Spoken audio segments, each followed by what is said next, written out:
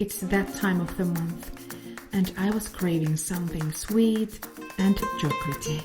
I searched for a healthy brownie recipe and came across this highly rated one. It's healthier than traditional brownies, but I wouldn't recommend eating the whole batch in one go. Let's start by mashing 2 bananas. Next, add 1 deciliter of peanut butter, a spoonful of honey, 5 tablespoons of cacao powder,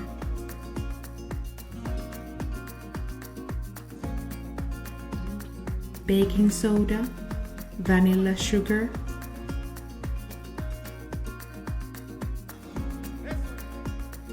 dark chocolate chips for extra chocolate, which I need today.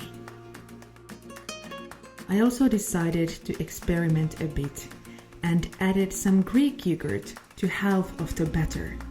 Then when you have mixed all together very well, spread the mixture on a baking sheet and bake in the oven at 180 degrees for 20 to 30 minutes. It turned out to be quite delicious, which wasn't a surprise considering the main ingredients are fat and sweetness. If you prefer the classic brownie sweetness, skip the yogurt. Thank you so much for watching.